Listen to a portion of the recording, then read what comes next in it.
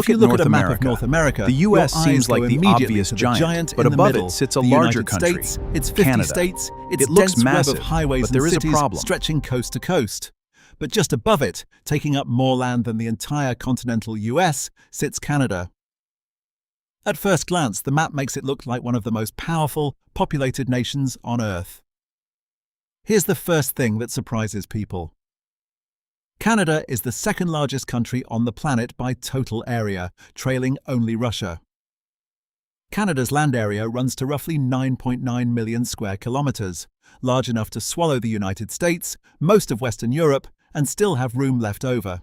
It has the longest coastline of any nation on Earth, fertile farmland across the prairies, some of the largest freshwater reserves on the planet, and resource wealth most countries can only dream of. By every geographic measure, Canada should be packed with people, but when you switch the map to show where people actually live, something appears that stops you cold.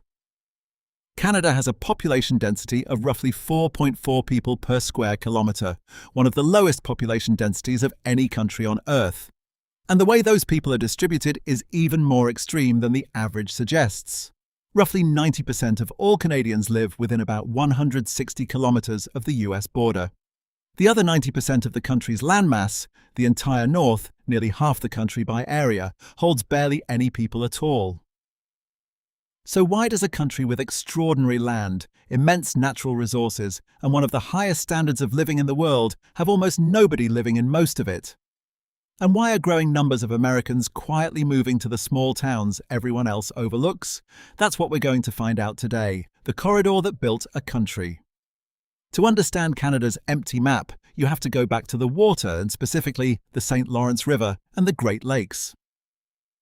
When European settlement began in earnest in the 1600s and 1700s, the St. Lawrence River was the only practical way into the interior of the continent. Ships from France and later Britain sailed up the river, and every settlement, fort and trading post was built along its banks or around the Great Lakes it fed into. By the time Canada became a confederation in 1867, the pattern was already locked in. Look at Canada's railway network as it expanded through the late 1800s. The Canadian Pacific Railway, completed in 1885, was built explicitly to bind the country together, but its main population corridor still ran along the same narrow band hugging the US border, connecting Montreal, Toronto, and eventually Vancouver. Look at the highway system today. The country's busiest artery, Highway 401 through southern Ontario, runs directly through what's now known as the Quebec City-Windsor Corridor, a roughly 1,200-kilometre strip of land that holds a wildly disproportionate share of the entire country's population. When waves of immigrants arrived from Europe and later from around the world, they followed the same logic the original settlers did. The corridor had the jobs, the ports, the factories, the universities, the banks. The rest of the country had forests, lakes, and permafrost. The corridor became a magnet so powerful it has never stopped pulling. The geography that keeps the north empty now leave the corridor behind and look north, at the other 90% of the country's landmass. Unlike Uruguay's gentle, ranchable interior, Canada's north isn't empty because of an economic choice. It's empty because of geography itself. As you move north, the climate turns brutal. Long, punishing winters, permanently frozen subsoil known as permafrost, and vast stretches of snowy tundra where conventional agriculture and infrastructure become nearly impossible. The Canadian Shield, an enormous expanse of ancient rock covering nearly half the country, is some of the oldest exposed rock on Earth. And it makes farming, road building, and large-scale settlement extraordinarily expensive wherever it dominates the landscape. The numbers make the divide unmistakable. Canada's three northern territories, Yukon, the Northwest Territories, and Nunavut, cover roughly 41% of the country's entire landmass, but are home to only about 0.3% of its population.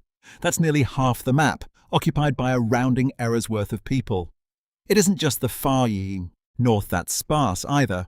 Vast stretches of the boreal forest across northern Ontario, Quebec, Manitoba, and Saskatchewan remain almost entirely uninhabited, productive for forestry and mining, but structurally unsuited to the kind of dense settlement found a few hundred kilometres south. Canada's interior became what you might call a frozen desert, resource-rich, economically valuable, and almost completely empty of people, for the same basic reason humans have always avoided extreme cold. Survival there is harder, and the infrastructure costs of connecting remote communities to power, water, and roads rise dramatically the farther north you go, a country that aged before it filled up. But the climate and geography are only half the story. Canada's population numbers reveal a second, quieter trend running underneath the empty map, one driven by demographics rather than terrain. Canada's fertility rate has fallen to roughly 1.25 children per woman as of 2024, among the lowest fertility rates recorded anywhere in the country's history, and well below the replacement rate of around 2.1 needed for a population to sustain itself without immigration. Canada's population pyramid increasingly resembles an aging society like Germany or Japan, rather than a fast-growing developing nation, with nearly 19% of the population now aged 65 or older. For decades, Canada has compensated for this with one tool: immigration. Roughly a quarter of Canada's population is now foreign-born, and population growth has depended almost entirely on people arriving from elsewhere rather than on births. But even that engine has started sputtering.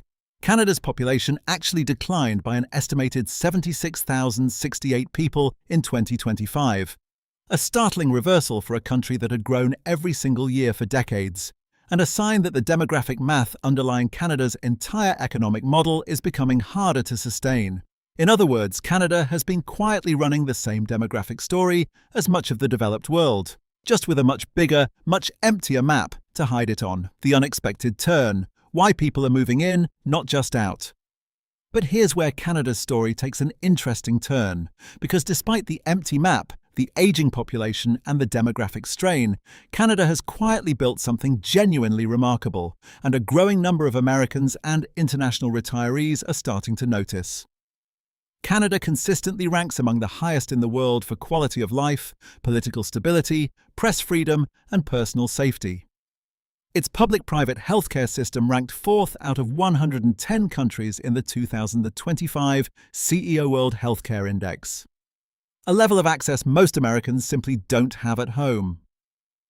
It has some of the cleanest cities on Earth, a stable currency, strong rule of law, and an extraordinary amount of unspoiled nature within easy reach of even its biggest cities. And that's exactly why, over the past several years, a quiet but growing wave of Americans has been looking past the obvious destinations, Toronto, Vancouver, and discovering what Canada's empty map actually means for them. Not a problem. An opportunity. Let's talk about what that actually looks like. The real cost of living outside the big cities. Toronto and Vancouver get all the headlines, and for good reason. They're genuinely among the most expensive cities in North America, with one-bedroom apartments routinely exceeding $2,500 a month. But that's never been the full Canadian story, and increasingly, Americans moving north are skipping the headline cities entirely. The cost of renting in Canada drops sharply once you move outside the largest metro areas, and many Canadians themselves are increasingly relocating to smaller towns and rural regions, specifically to escape big city housing pressure. Cities like Sydney in Nova Scotia, Regina in Saskatchewan, and mid-sized centres across Ontario consistently offer dramatically lower living costs while still providing full amenities, healthcare access, and in many cases, universities and cultural institutions that punch well above their size. Take a place like Kingston, Guelph, or London, Ontario, mid-sized cities with the full range of services, a much easier pace of life than Toronto, and real estate prices meaningfully below the country's largest metros. Or look further east to New Brunswick and Nova Scotia, where both rural and urban areas have become increasingly popular for retirees, specifically because the combination of low cost, strong healthcare access, and genuine small-town character is hard to find anywhere left in the continental United States. Ottawa deserves special mention here. Despite being Canada's capital, it consistently ranks as one of the most attractive cities in the country for retirees, a safe, walkable, well-organized city with a culture that feels deeply familiar to Americans, anchored by institutions like the renowned Ottawa Heart Institute and a dedicated older adult plan that improves transit and healthcare access specifically for seniors. The pattern across nearly every one of these places is the same. The further you move from the Toronto-Vancouver corridor, the more Canada starts to resemble the empty, affordable, high quality of life country its landmass always suggested it could be. What a real budget looks like outside the big cities. Let's get specific, because vague claims about affordability don't mean much without real numbers attached to them. In a mid-sized Ontario city like Kingston or Guelph, a comfortable one-bedroom apartment typically rents for $1,400 to $1,800 per month. Still real money, but a significant step down from the $2,500 appla routinely seen in downtown Toronto or Vancouver. Move further out to smaller centres in Nova Scotia, New Brunswick, or Saskatchewan, and that number can drop to $900 to $1,300 per month for an equivalent space, often with considerably more square footage thrown in. Grocery costs in Canada run somewhat higher than in the US, particularly for fresh produce and meat, largely due to import costs and a smaller domestic agricultural market in certain categories. A single person can expect to spend roughly $400 to $550 per month on groceries in most mid-sized cities. Healthcare costs, meanwhile, work almost entirely in the opposite direction. Permanent residents gain access to Canada's public healthcare system, which covers the bulk of medical costs that would otherwise consume hundreds or thousands of dollars a month for an equivalent American on Medicare supplements or private insurance. Putting together a realistic monthly budget for a retiree in a mid-sized Canadian city outside the two priciest metros, housing around $1,400 to $1,800, groceries and dining around $500 to $700, transportation and utilities around $250 to $350, and healthcare-related out-of-pocket costs typically under $150 once provincial coverage kicks in. All told, a comfortable retirement budget in a place like Kingston, Halifax, or Regina lands somewhere around $2,300 to $3,000 per month, directly comparable to and often cheaper than equivalent mid-sized American cities, but with the healthcare security that a public system provides. For Americans relocating with proceeds from selling a home in an expensive US metro, the math becomes even more favorable. A comfortable home in most of these mid-sized Canadian cities still costs roughly 40% less than equivalent square footage in Toronto or Vancouver, meaning a retiree selling a paid-off house in California or the Northeast can often purchase a comparable or larger home outright in a smaller Canadian city, eliminating a mortgage entirely and leaving savings or pension income to cover the rest. The Prairie Provinces, Canada's quietest opportunity. If Atlantic Canada represents the small-town charm angle, the Prairie Provinces, Saskatchewan, Manitoba, and to a lesser extent Alberta outside Calgary, represent the purest version of Canada's affordability story. These provinces sit squarely within the empty interior we talked about earlier, flat, fertile, agriculturally rich land that historically supported farming communities rather than dense urban centres. Cities like Regina and Saskatoon offer big city amenities, hospitals, universities, full retail and dining options, at a fraction of the real estate cost found anywhere in Ontario or British Columbia. A detached home that would cost well over $1 million in suburban Toronto can often be purchased for a quarter of that price in Regina or Saskatoon, with comparable or better lot sizes. The trade-off, of course, is climate. Prairie winters are colder and more exposed than coastal Canada, without the moderating effect of an ocean nearby. But for retirees and remote workers prioritizing cost above all else, the prairies increasingly represent one of the last places in the developed world, where a modest fixed income can still buy genuine home ownership, low crime, and a strong sense of community. The exact combination that's become almost impossible to find in most of the United States' own affordable regions, as those towns get discovered and prices rise in turn. Why Americans specifically are making the move. The American migration into Canada isn't happening in isolation. It's part of a much broader shift in how people are choosing where to live. Nearly 15 million Americans relocated within the United States in 2025 alone, and roughly 88% of them cited cost savings as their primary motivation, with a majority also seeking better access to outdoor lifestyles typically found outside major cities. That same logic, trade density and cost for space and affordability, is exactly what's pulling a growing number of Americans across the northern border, not just within their own country. For retirees specifically, Canada offers something the calculation-heavy version of that trade-off rarely provides elsewhere: Genuinely excellent healthcare without the bureaucratic nightmare that often comes with relocating somewhere unfamiliar. Canada's healthcare system, financial stability, and overall safety profile make it one of the few countries in the world where Americans can meaningfully lower their cost of living without meaningfully lowering their quality of life, provided they're willing to look past the 2 or 3 cities that dominate the country's reputation. There's also a cultural ease factor that's hard to overstate. Unlike retiring to Latin America, Southeast Asia, or Southern Europe, moving to Canada doesn't require learning a new language, adjusting to an unfamiliar legal system, or navigating a currency in freefall. For Americans who want the lifestyle benefits of relocating abroad without the steep learning curve that usually comes with it, Canada, and specifically the smaller cities and towns most people never think to consider, represents one of the lowest friction moves available anywhere on Earth, the bottom line. Canada remains one of geography's great paradoxes. A landmass larger than the entire continental United States, fertile prairies that could feed a continent, freshwater reserves unmatched almost anywhere on the planet, and a population so concentrated that nearly half the entire country holds less than 1% of its people. Its map wasn't drawn by accident.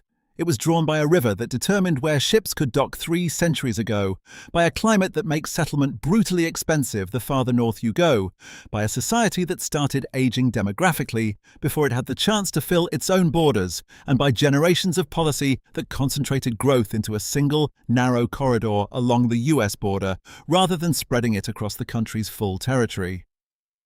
But for the growing number of Americans and international retirees looking past Toronto and Vancouver, Canada's empty map isn't a warning. It's an invitation. To mid-sized cities and small towns where the healthcare is excellent, the pace of life is calmer, the cost of living is a fraction of what it is in the headline cities, and the natural beauty most people associate with Canada is genuinely a short drive away rather than a marketing photo. Canada built one version of itself along a narrow strip near the American border. Dense, expensive, internationally famous, and it left an entire second version of itself empty, affordable, and almost completely overlooked. Increasingly, the people willing to look past the obvious choices are the ones discovering it first. Before we wrap up, if Canada is seriously on your radar, here are 10 facts you need to know before you make the move. Fact number 1. Canada has one of the lowest population densities of any country on Earth, at roughly 4.4 people per square kilometre. Yet it remains one of the most urbanized nations in the world, with around 81% of its population living in cities, almost all of them packed into the same narrow corridor along the southern border. Fact number 2. Canada's 3 northern territories, Yukon, the Northwest Territories, and Nunavut, together make up roughly 41% of the entire country's land area, but hold only about 0.3% of its population. Fact number 3. Canada's healthcare system ranked 4th out of 110 countries in the 2025 CEO World Healthcare Index, and is accessible to permanent residents, not just citizens, making it one of the most attractive healthcare systems in the world for new arrivals. Fact number 4. Canada's public transit, road networks, and digital infrastructure remain remarkably strong even outside major cities, meaning retirees in mid-sized towns rarely feel as cut off from modern conveniences as the empty map might suggest. Fact number 5. Roughly a quarter of Canada's total population is foreign-born, among the highest proportions of any G7 country, creating an unusually welcoming and internationally diverse culture even in smaller cities. Fact number 6. Canada's fertility rate has fallen to approximately 1.25 children per woman, among the lowest ever recorded in the country's history, meaning Canada now depends almost entirely on immigration, not births, to sustain its population. Fact number 7.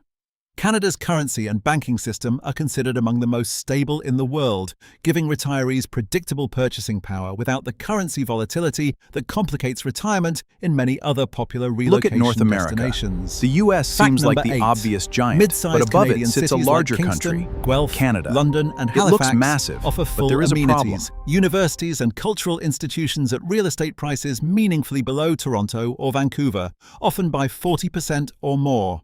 Fact number 9. Despite its frigid reputation, the vast majority of Canada's population, and nearly every city worth considering for relocation, sits in a temperate band close enough to the US border that winters, while real, are comparable to much of the northern United States rather than the Arctic extremes most people picture.